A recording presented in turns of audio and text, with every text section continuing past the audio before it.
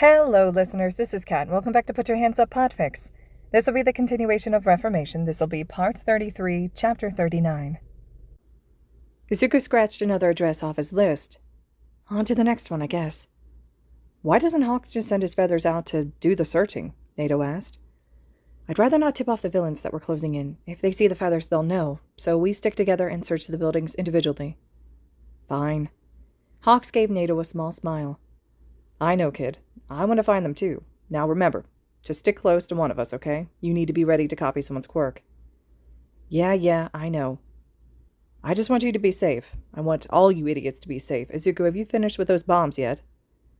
Yeah, they should be good. Kachan, you bring that container of your sweat. Super gross that you asked me to bring this, but yes, I did. Here. Bakugou said, handing it off. Izuku took it and filled each of the 6 bombs, which were made from the shells of grenades that Kachan had on his hero uniform. As they did the search, Izuku would work on them, setting them up so that they had remote detonators instead of timed. Once he finished filling the reservoirs of each grenade, he split them, handing half to Nato and keeping half for himself. Okay, Nato, tap the detonator to the bomb or bombs that you're about to use and it'll automatically sync up. Then you're good to go. Save these for if you're ever without a quirk. If you need to borrow a quirk from someone from the League, I would suggest trying to touch Compass or Twice. Their quirks would be easiest to use. Shigaraki has a great quirk, but getting anywhere near him is dangerous. Spinner has a mutation-type quirk, so I don't think it would be useful for you to try to copy. Kurogiri would be a great quirk to copy, but I don't think you'll have a chance to touch him. Then there's All for One. I don't really know what would happen if you borrowed his quirk, but it could be worth a... No, Hawks snapped, shooting them a stern look. If All for One is there when we show up, you kids stay far, far away. If we find the League's hideout, we are not moving in until the rest of the heroes are there. We will call Eraserhead and we will stay put to keep an eye on the League. We only make contact with the League if they attack us first. Bakugou, you're in charge of keeping these idiots from rushing in when my back is turned. What's the point of us coming here if we weren't going to fight? Shoto asked, a hint of anger in his voice. I came here to get my friends back. I'm not going to let anyone, not even you or Bakugou, get in my way. Shoto, Izuku hissed, grabbing his friend's arm. We don't need to start fights with each other right now. Besides, if you think Kachan's going to try to stop us, you're dead wrong. Shoto glanced over at Bakugou, who just shrugged. I'm not known for my rational decision-making. I probably won't stop you if you try to jump one of those League bastards. Hawks was about to snap at them when Izuku put his hand up, catching everyone's attention and making them freeze. I think they're in there, he whispered, creeping closer to the building they had been approaching. Shadows moved across the windows, some smaller, some larger. The larger ones far outnumbered the smaller, and their shapes were vastly varied. They have Nomu with them. Shit, are we positive that it's them? Bakugou asked. Hawks detached one of the smallest feathers and sent it up toward one of the windows on the upper floor. Slipping through the crack between the window and the windowsill, the feather fluttered into the building, immediately picking up the vibrations of movement and speech. Hawks nodded. It's the League, he whispered, eyes closed and focusing on what was being said. They're saying something about going back to talk to Eri when she wakes up. Maybe they drugged her to get her here. I'm not sure, but they... Wait. Shit. Get down! The window exploded outwards as Hawks flared his wings, trying to shield the boys. Shoto and Izuku grabbed for each other, both boys trying to protect the other.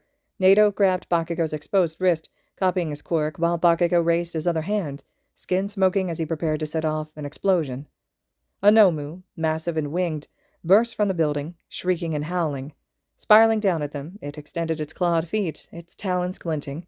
Hawks let out an animalistic cawing sound before flying up to meet it, the two tangling together in the air as they scratched and grabbed at each other.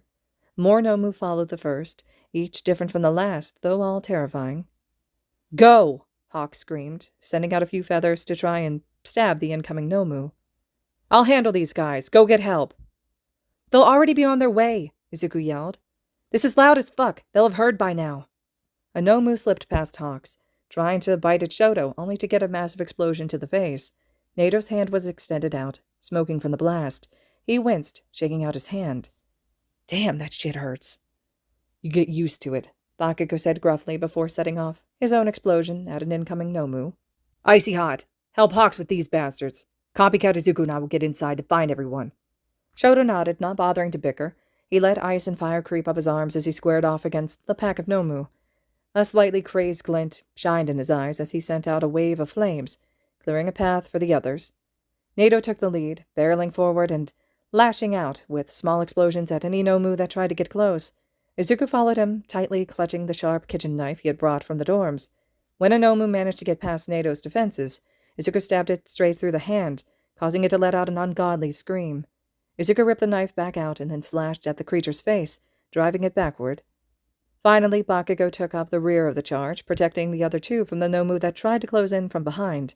As they reached the foot of the building, Nato reached out and touched Bakugou again, copying his quirk and giving him some extra time. Izuku grabbed hold of Nato, letting the blonde blast them both up and through the broken wall of the upper floor. Bakugou followed, timing his blast so that it would burn a couple of Nomu. When they landed on the edge of the wall's opening, Izuku launched one of the bombs he made down at the Nomu. When the creature started to gather around it, curious about what the boy had thrown, he detonated it, killing at least 3 of them and injuring others. Nato flinched. I feel bad that they died. They used to be people. Not like they can be saved. Unless they were like Kurogiri. But they aren't, so it's pointless to feel bad. They were basically already dead. Shut up. The 3 spun around in surprise, not expecting anyone to be there. Standing inside the room was Twice and Mr. Cumpers. Cumpers looked as clean and dapper as always, even when sporting his new robotic arm. Twice, on the other hand, didn't look like he was doing well. His suit was dirty, with rips and tears in various places. His mask had a hole just large enough for a piece of his pale hair to poke through. His erratic behavior was worse than the last time Izuku had seen him, and the poor man was physically jittery, almost as though he wasn't sure what to be doing with himself. Hey guys, Izuku said carefully, clutching his knife tightly. Any chance you'll let us collect our friends without a fight? You know, for old time's sake? Sure, as if. Cumpers shook his head. While you were a rather enjoyable comrade before your defection, Twice and I are employed by Shigaraki and an extension, all for one. I think you and I can both agree it is not wise to betray him of all people. Izuku shrugged. Figured you'd say that, but thought it would be worth a shot to ask. Any chance you can at least give me a hint where you were keeping them? None of your business. In the basement. Better hurry. Twice, Cumpers hissed. Sorry, it just slipped out. Part of me still likes Toga. She betrayed us. We should kill her. Hurry up, Deku. Get her out of here. Go, Nato said, never taking his eyes off the villain. You two go get everyone. I'll hold these 2 off. Alone? Are you sure? I can handle them, Izuku. Bakugou, can I get a high five for the road? Bakugou held out his hand without comment, letting Nato give himself one last boost of Bakugou's quirk. He then grabbed Izuku's arm and started to drag him toward the door, leading out of the room. As he started to cross the room, though, Cumpers made a move to attack. An explosion rocked them all, sending Cumpers flying backward, and Izuku and Bakugou flying toward the door. Looking up from where he landed on the floor, Izuku saw Nato standing there, legs spread wide to form a strong base, one arm out, palm smoking, and the other hand wrapped around his wrist to brace it. His shoulders were heaving from his heavy breathing, and his eyes were locked on the villains. I won't let you touch them, he spat out, tone darker than Izuku had ever heard it.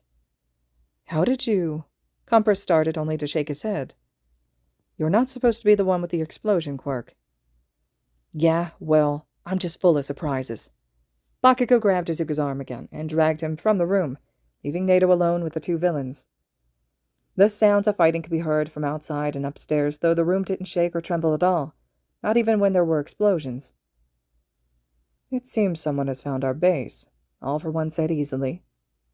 Luckily this room is secure. It would take nothing less than All Might's strongest punch to break through these walls. I know, Sensei, Shigaraki said petulantly. I wasn't explaining to you, I was explaining to our guests. Now, Shirakumo, I suggest you wake the little girl you were holding and have her use her quirk on me this time. Shirakumo glared up at All for One, cradling air even closer to his chest with his bound arms. That's not going to happen. Your bravery is admirable, but I can assure you this will be happening. Wake the girl.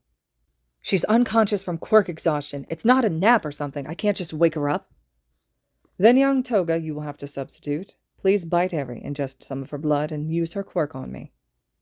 Doesn't work like that, Himiko snapped. Nato tried copying her quirk once, and he wasn't able to use it. She has to have a certain amount of energy build up to use it. I would be able to take her form, but that's it, so you're shit out of luck. All for One tutted condescending, making Spinner flinch as he glanced between Himiko and the villain. Such language, rather unbecoming of a young woman.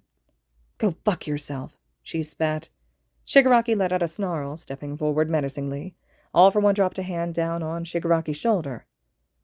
No, Tomura. We still need her alive and healthy. I promise you will get your chance at revenge. When, Sensei? We can stay here for as long as we need. The bunker is impenetrable. I can hurt her now, and wait for her to be better before we can make her use her quirk. Or we can wait for the little brat to wake up and get her energy back. Or don't you have some sort of quirk that we can use, like an energy replenishment quirk? I don't understand why you're rushing. No one can get to us. Before All for One could respond, the doors behind them slid open, a beeping noise from the electronic locks ringing out in the tense air. Crouched beside the door were two boys. The one with green hair was staring at the keypad still, tools raised, and the blonde was staring at the open door in surprise. Both boys looked over at the gathered villains and prisoners before slowly standing. Shit, Bakugou said, hands coming up and starting to smoke. Didn't think you'd actually get the door open. Izuku raised his knife. You should never doubt me, Kachan. Run! Just run, Izuku! Himiko screeched, pulling at her restraints. Hitoshi on the other side of the room was struggling as well, muffled sounds coming from behind his muzzle. All for One grinned dangerously. Deku, we finally meet face to face. Well, face to lump, I have a face, you don't. Bakugou let out a snort, elbowing Izuku. Dude, are you fucking stupid? No, I'm just not scared of a shithead like All for One. Oh, hey, Shiggy. Didn't see you there. Spinner, have you played any decent video games lately? Can I kill this one, Sensei? Shigaraki asked, glaring at Izuku. No, I need Deku alive. The hero boy, though, you can certainly kill. I see no use for him. Shigaraki grinned, already moving forward. Spinner followed, looking unsure.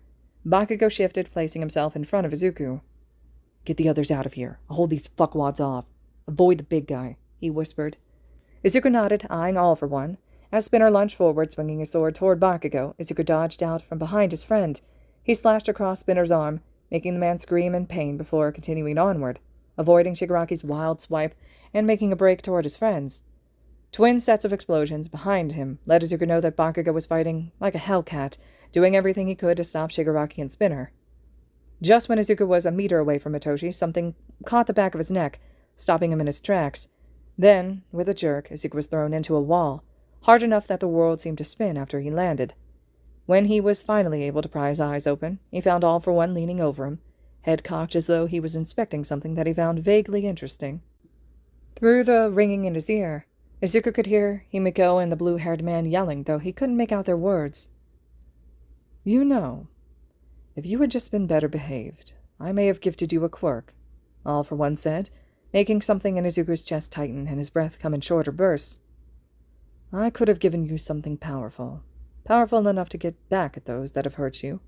That boy, Bakugou, he hurt you, didn't he?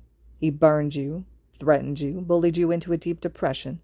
In a sense, because of his mistreatment towards you, you met the League. If he hadn't told you to jump off a roof, you likely would have never climbed to the top of that building and leapt into Kurogiri's warp gate. A startled snarl came from behind All for One, Bakugou having heard what he said. Shigaraki took the opportunity to try to grab at Bakugou, who shook off his shock just in time to dodge.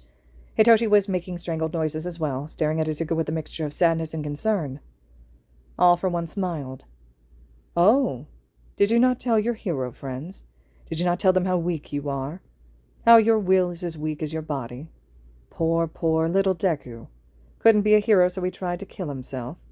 Sometimes I wonder if it would have been better if you had never fallen into the League's hideout, but then I remember your brain, how brilliant you are. All that pain and suffering hardened your heart, forced you to study more. Just think, if you did have a quirk, all this analysis skill would be wasted, Deku. You talk too much, Izuku bit out, finally rolling over onto his stomach to try and push himself up. All for One kicked him, knocking him back to the ground. Quiet, boy. I am offering you a chance to live, All for One said, his voice hardening. When you've lived as long as I have, you see a lot of things, meet a lot of people, yet I can count on one hand the number of people whose intelligence possibly rivals my own. You, Deku, would be included on that list. I would hate to see that brain of yours destroyed. So you have two options. I can take you to the doctor and have you be turned into a high-end Nomu. Perhaps you could replace Kurogiri as Tomura's closest ally, now that he is gone. Or you can stop this nonsense and return to our ranks where you belong. Look at you, Deku. You can't win. You aren't like them. Your body is weak. You can never be a real hero. One hit and you're incapacitated. But if you join us again, we will protect you. You can work from the shadows, make real change in the world. What do you say, Deku?" When Izuku didn't say anything, all for one side. "Is this about your little hero friends? Yes, I can see that you've gotten rather attached to them. How about we make a bargain? You like those, don't you? Return to us, to your first and true family, and we will allow them to leave here today. I will still require Eri to use her quirk on me, but your friends will live today. Perhaps, if you're good, I'll even let Shinso keep his quirk, at least for now. They can all walk out of here, even Sir Night-Eye." "What about the blue-haired guy?" "Izuku, no!" Himiko screamed, struggling again. "Don't make a deal with him." "Quiet," all for one snapped before turning back to Izuku, who had finally managed to get himself into a kneeling position. "That would be Oboro Shirakumo, former hero student. He has spent the better part of his life as Kurogiri, our most successful high-end Nomu. Little Eri made a mistake and accidentally split the donors for Kurogiri. Unfortunately, we cannot allow Shirakumo to leave. He knows far too much. But the rest will be free to go." Izuku kept his eyes downcast. "Even if I offer you information along with my allegiance? I know things you wouldn't expect me to know. I can trade it for Shirakumo." "Ah, that hero spirit is still buried inside of you, isn't it? Wanting to save everyone? I have a counter-offer. Instead of the experiments that I have planned for him, I could simply take his quirk and kill him in a swift and painless manner. Perhaps you could have his quirk, Deku. Would you like that? He has a very versatile and interesting quirk. He can create clouds, you see, and can solidify them as well. He can even move them how he pleases. Would you like that, Deku? Would you like to have a quirk all of your own?" Izuku finally looked up, his green eyes round with shock and something akin to wonder. All for one smiled, knowing he had won. "I could have a quirk?" "Yes. And it wouldn't damage your mind either. It'd be perfect. You would be perfect." Slowly, Izuku reached out a hand toward All for One, fingers lax. "Shake on it. Swear to me that everyone besides Shirakumo will leave here alive, with their quirks, and that you'll give me Shirakumo's quirk. Then I'll join you. I will remain loyal. I will never waver. I will tell you everything I know." All for One's smile grew. He reached out and took Izuku's hand, helping him to his feet. "Of course, my boy. I swear it." Releasing Izuku's hand, All for One turned to look at Shigaraki and Spinner, who were still fighting against Bakugou. "Tomura, that's enough." Shigaraki dodged another blast from Bakugou, retreating back a few steps. "Sensei, you said—" "Plans have changed." "Izuku, you damn bastard, don't you dare!" Bakugou started to shout, only to be cut off when All for One sent some sort of projectile at him, striking the boy across the head and knocking him out. When Izuku made a noise of protest, All for One simply shrugged. "We don't need him interrupting now, do we? Tomura, see about getting Sir Night-Eye up. I doubt you'll be able to roust him, but you should be able to at least get him off the floor. Deku, follow me. We have a quirk to transfer." With a screech, Hawks dived at a Nomu that was getting a little too close to Shoto for his comfort.